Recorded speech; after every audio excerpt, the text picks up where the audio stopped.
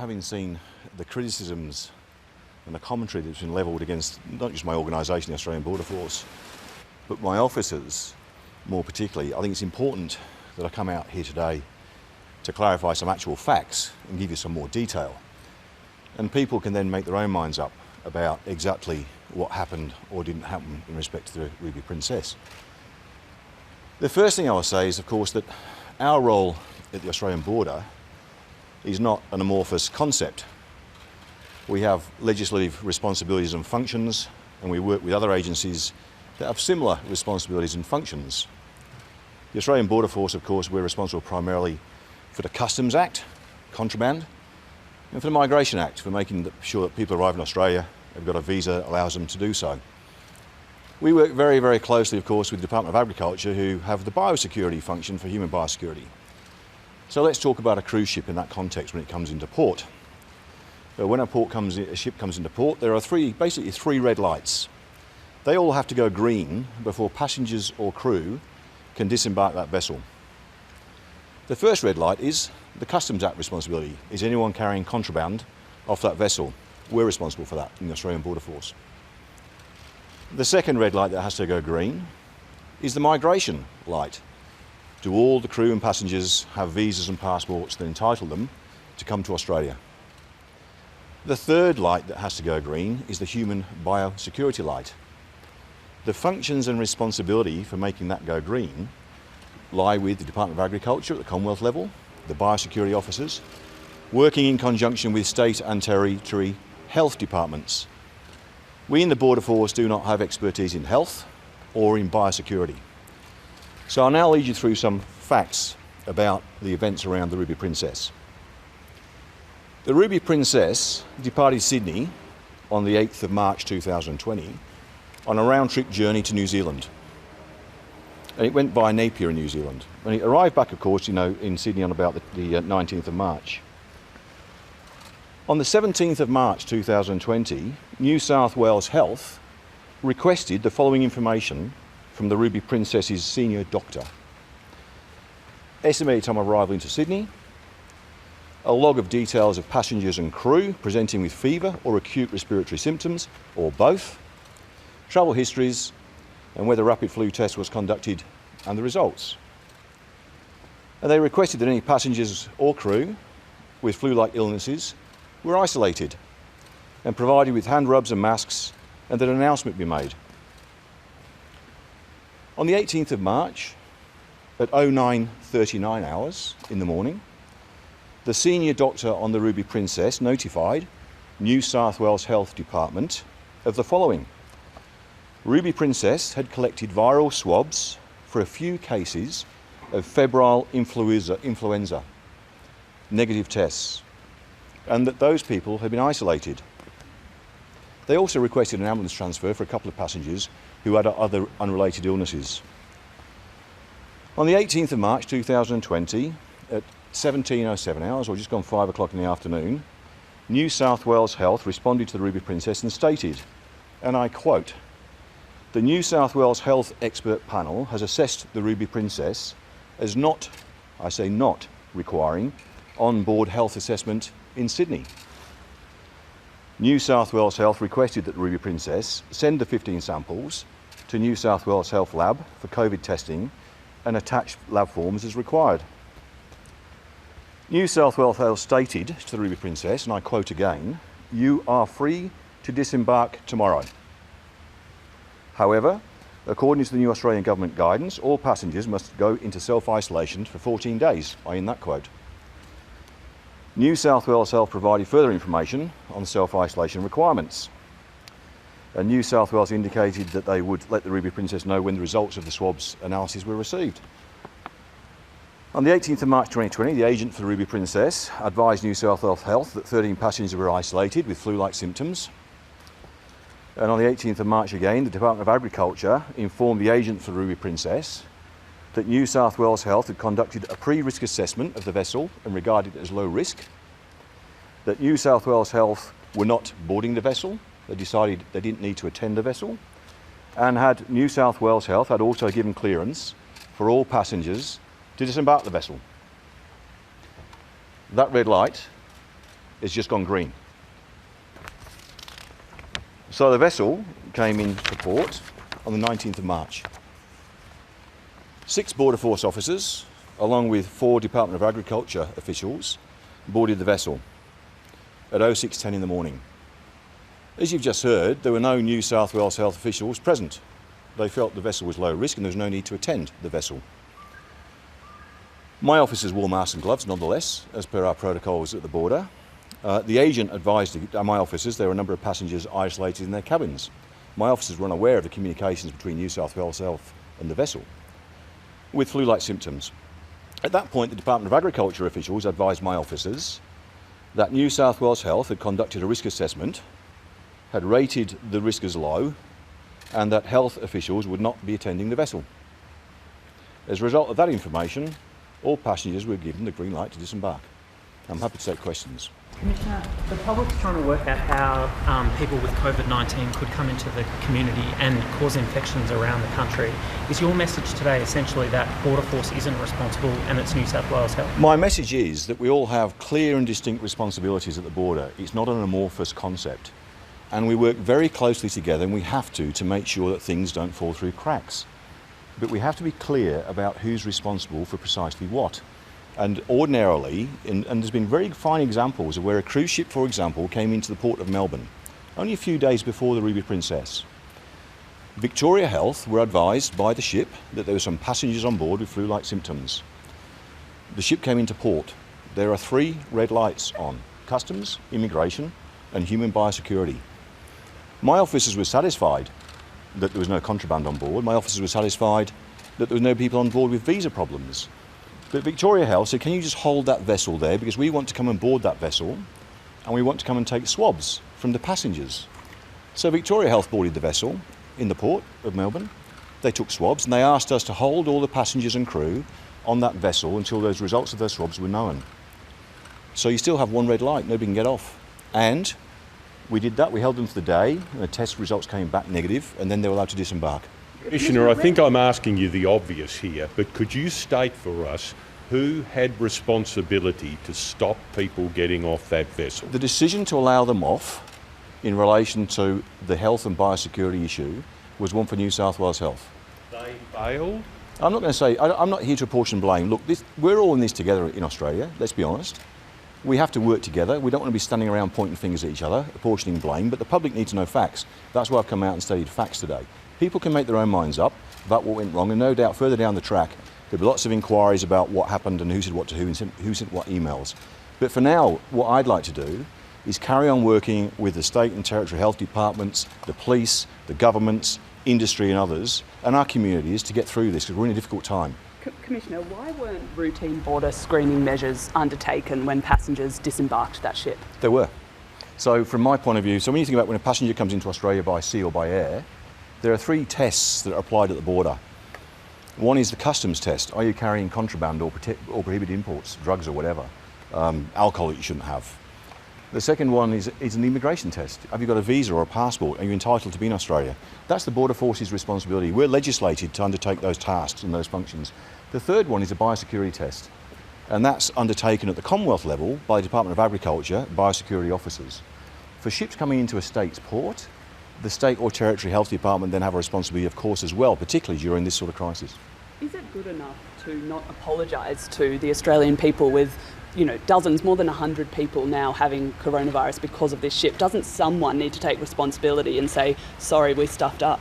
Well, I'm not going to talk for other departments. I'm here to tell you the facts about what the Australian Border Force do, what our functions and roles and responsibilities are, and how we acquitted those, and I'll leave others to decide about other things. You're saying that there's 3 levels of tests normally, but given that we're in the middle of a pandemic, why isn't there another level of precautions? Well, what else would there be? If you had to satisfy yourself about the health and the quarantine status of people on a vessel, that's one test, and the health department and the biosecurity officers do that.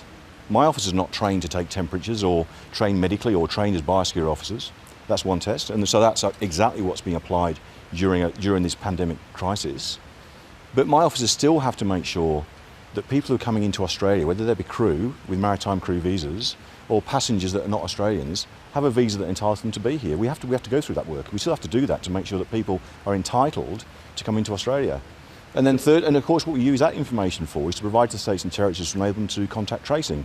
And then of course we also have to be sure that people are not bringing contraband in, narcotics or what have you. The protocol has now changed. Who made the decision to change the protocol, and can you take us through the new protocol? Yeah, so I had a conversation with Minister Hazard late on Friday night, the New South Wales Minister for Health late on Friday night, and stepped him through what I'd seen in Victoria and Western Australia, where I thought that the arrangements had worked very well.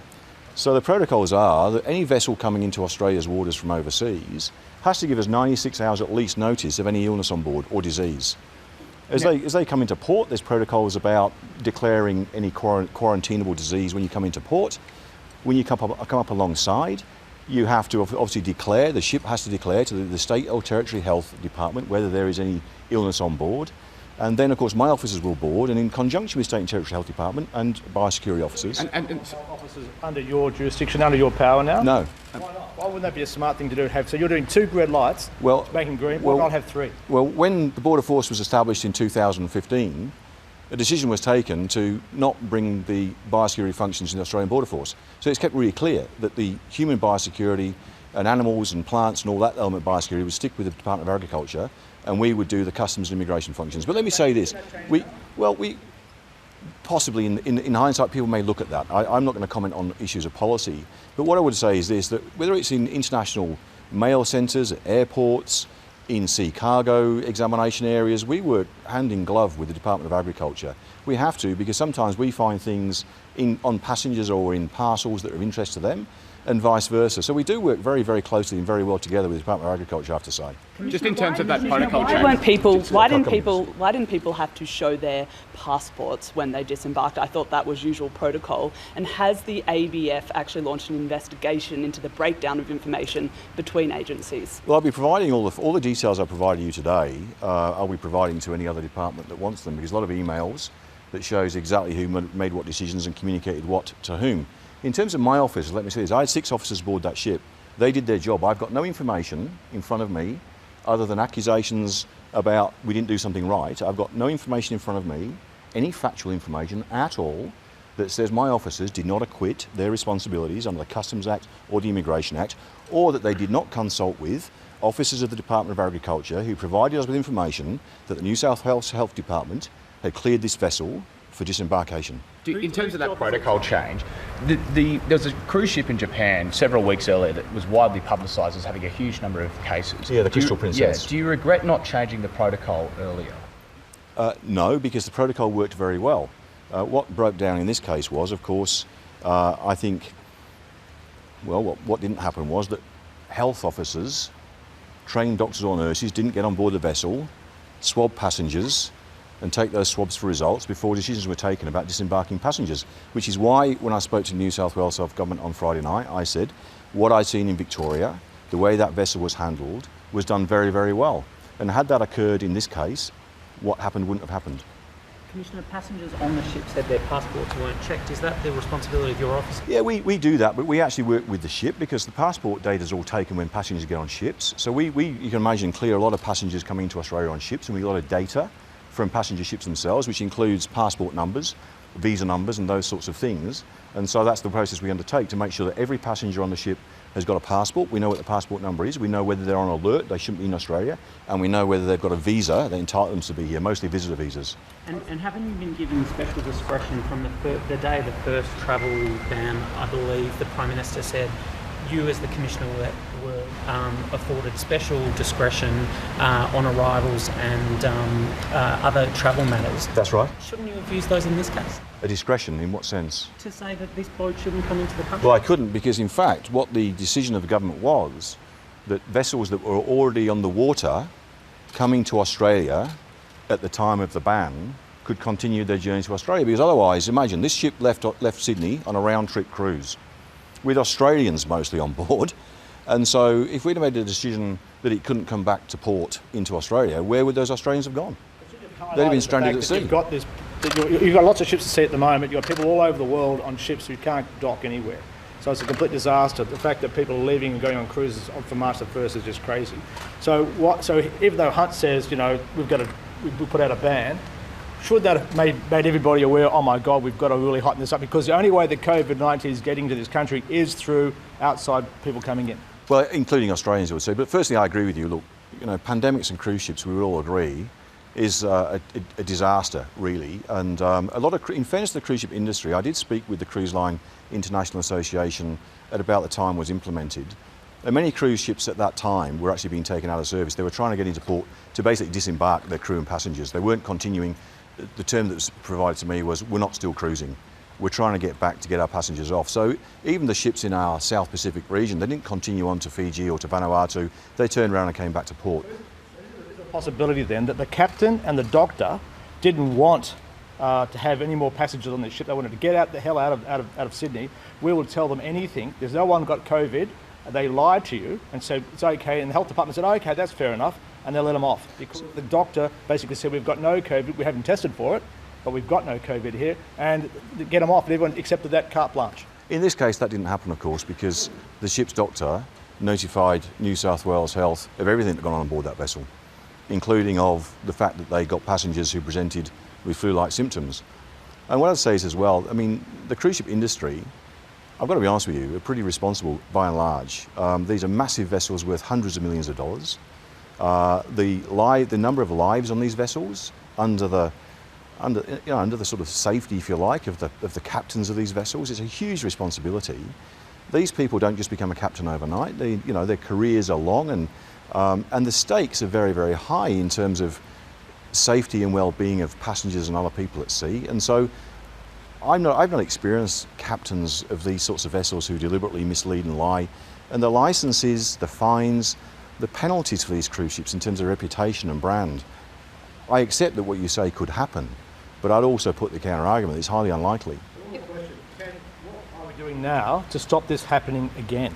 So I'll go back to the example that I provided in Victoria. So if there is any doubt whatsoever about the wellness or the well-being of crew or passengers on a cruise ship, or a cargo ship for that matter, when it comes into port, then before those passengers or crew let off, then there should be, I think, a presence at the ship by the Department of Health in that particular state or territory. Any doubts or suspicions whatsoever. Because my officers are not qualified or trained to make medical or quarantine or biosecurity decisions, and the Department of Agriculture would make those decisions based on the advice of the local health department. So that's what we've put in place, that's what we've changed to make sure that does happen. And my office, let me say this, whilst my officers haven't got a duty in law to deal with biosecurity matters, since this Ruby Princess case happened, I've asked that all my officers, in every case, board every ship and asked the master, has anyone on this vessel got or had flu-like symptoms, in plain English? And Commissioner, how many cruise ships are there in Australian waters as of the ban that you expect to try and come to port in the coming days and weeks? Well, there's none coming back into Australia from international waters, apart from one that's coming into Western Australia from near Phuket. The Vasco da Gama, which I think is due in to Western Australia tomorrow. And on that ship, of all the passengers, I think there's 900 passengers roughly, 800 Australians and about 100 Kiwis, I think.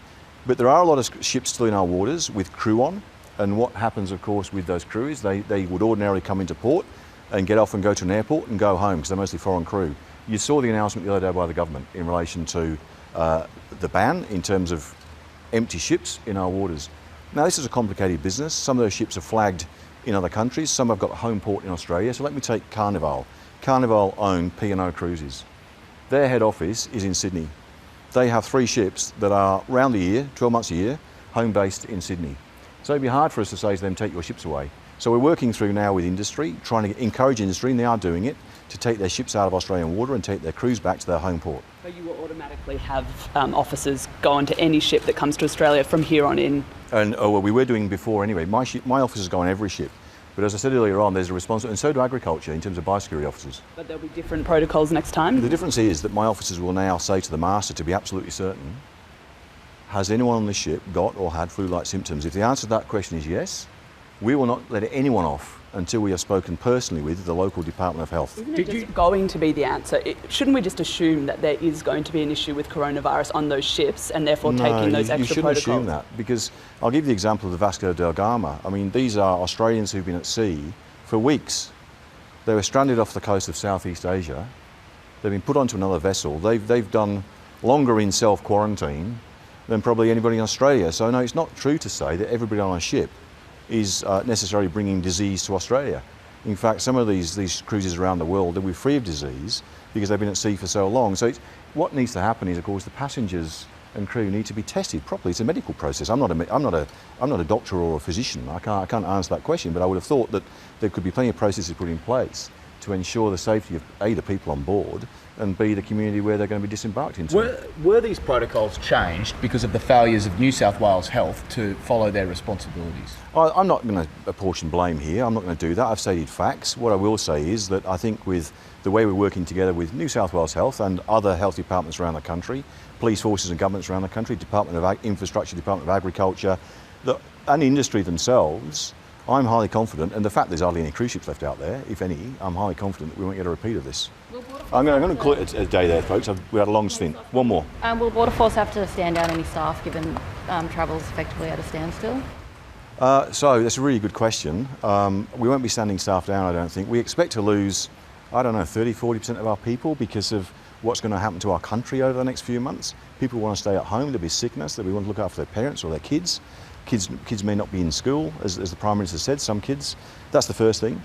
Secondly, we still have, unfortunately, people trying to bring drugs into Australia. We still have people trying to bring firearms into Australia. And there may be other functions and roles that the Border Force may have to perform to help us get through this. And I'm up for that. You know, I talked about roles and responsibilities and clarity, but if I'm asked to do something else, then I think me and my officers are up for that to help. Thank you very much. Thank you.